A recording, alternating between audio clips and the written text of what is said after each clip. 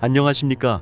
정성산TV입니다. 지금 김정은이 가장 경악하는 사람들이 있다면 바로 탈북민이 아니겠습니까? 북괴 김정은이가 중국 감옥에서 체포되어 있던 수백 명 많게는 수천 명 탈북민들을 강제 북송시킨 후에 지금 북한 국경 근처의 보위부에서 얼마나 지금 고문과 자백을 받아내고 있습니까? 탈북민 하면 김정은이 경악을 하는 그 본질이 무엇입니까? 지금 탈북민들이 바꾼 북한 결혼 문화의 역사 또한 지금 현재 새로운 강적이 등장을 했으며 북한 보위부가 발칵 뒤집어졌습니다. 북한서 배우자감 1순위는 한라산 줄기. 탈북민 가족 선호 이른바 한라산 줄기라고 불리는 탈북민 가족들이 북한에서 결혼 상대로 가장 인기 있는 것으로 알려졌다. 코로나 사태 이후 경제난이 심화하면서 선호하는 배우자감도 변화하는 모습이다. 함경북도 소식통은 최근 중매를 부탁할 때 한라산 줄기와 연결해달라는 사람들이 늘어나고 있다며 사람 소개해준다고 하면 제일 먼저 물어보는 게 남조선 남한에서 돈 보내는 가족이 있느냐는 것이라고 말했다. 예전에는 손오공이라고 손전화와 오토바이를 가지고 있고 공부하는 사람들이 인기가 많았다며 또 장사하는 집이나 화물차 배터리 만들어서 파는 집이나 보위원, 군인, 무역회사 다니는 사람들을 결혼 상대로 좋아했는데 지금은 뭐니뭐니 해도 한라산 줄기가 최고라고 덧붙였다. 과거에는 권력이 있거나 경제적으로 여유가 있는 사람이 결혼 상대로 선호됐지만 지금은 탈북민, 특히 한국에 정착해 살고 있는 탈북민의 가족이 1순위로 꼽히고 있다는 얘기다. 한국에 정착한 가족으로부터 큰돈을 전달받을 수 있는 탈북민 가족이 무역일꾼이나 장사꾼보다 경제적으로 더 여유롭다는 인식이 자리 잡혔기 때문이라는 게 소식통의 설명이다.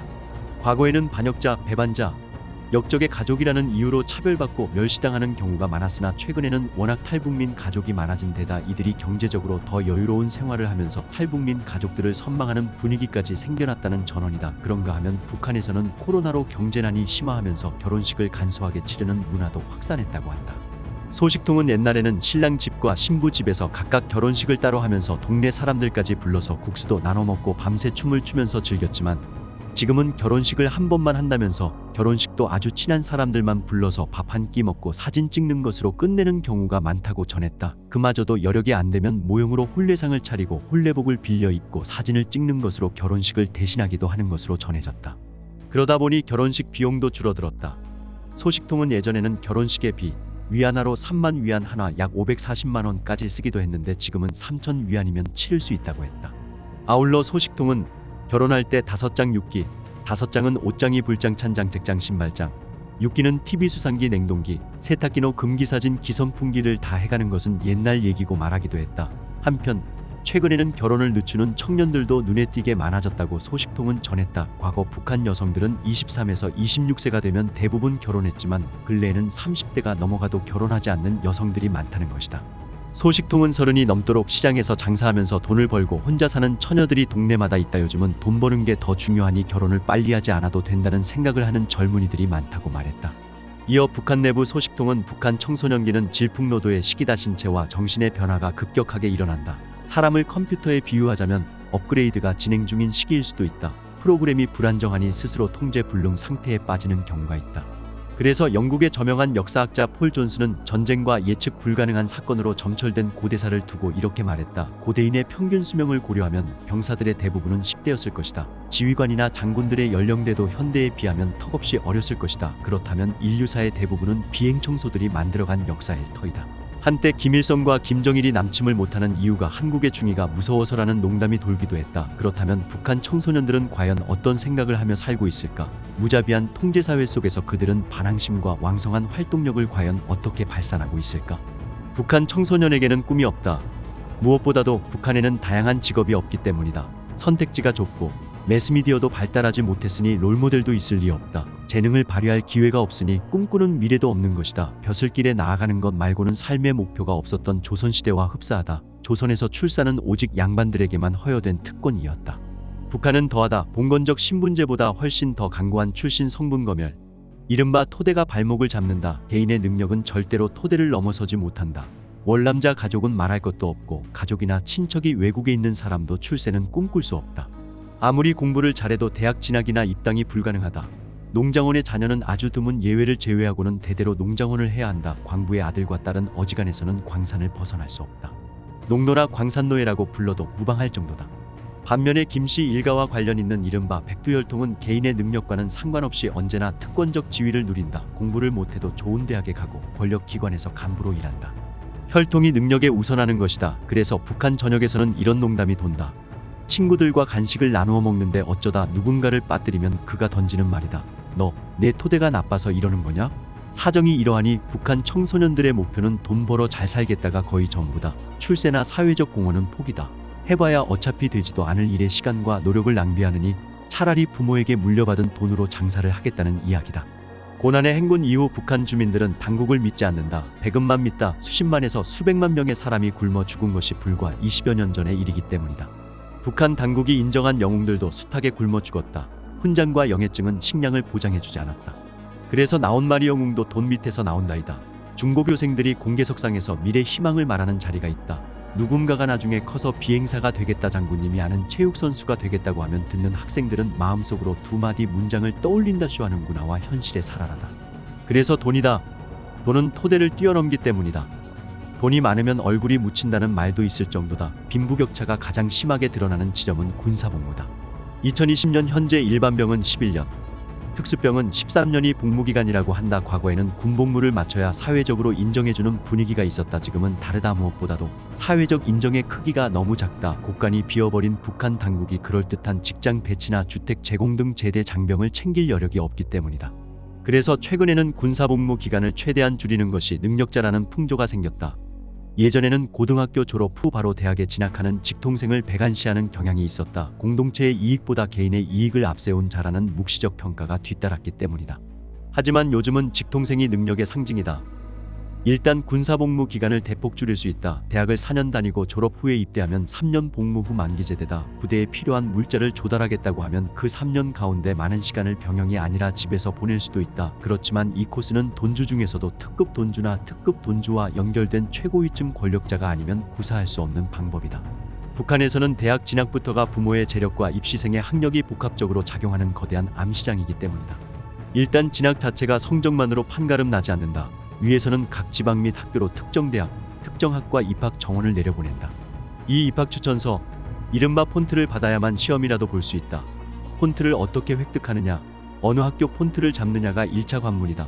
이 과정에서 온갖 뇌물이 횡행하는 것이다. 직통생 출신 제대군인이라는 신분 자체가 상위 1% 부잣집 아들, 돈 있고 백 있는 북한 금수저의 상징이라는 뜻이다. 이런 직통생 복무를 보고 듣고 자란 청소년의 가슴속엔 불만과 분노가 깃든다. 여학생들도 오빠와 남동생의 심정에 감정이입을 한다. 무의식적인 억울함이 구체적인 반항 행동으로 바뀌는 지점은 의상과 염색이다. 개성이 살아나면 의식도 깨어난다. 북한 당국이 전 지역 모든 학교 교복의 디자인을 통일해 통제를 강화하는 이유다. 그렇게 감시, 감독의 눈길을 부릅떠도 바짓단을 수선하고 허리를 접어 치마를 무릎 위로 짧게 입는 유행을 막기에는 역부족이다. 요즘은 북한에서도 교복을 돈 내고 사야 한다. 예전처럼 배급으로 나눠주지 않는다. 그래서 입기 불편하다, 재질이 엉망이다라는 품질에 대한 불평이 청소년 사이에서 끊이지 않는다. 소비자 권리에 눈을 뜬 것이다.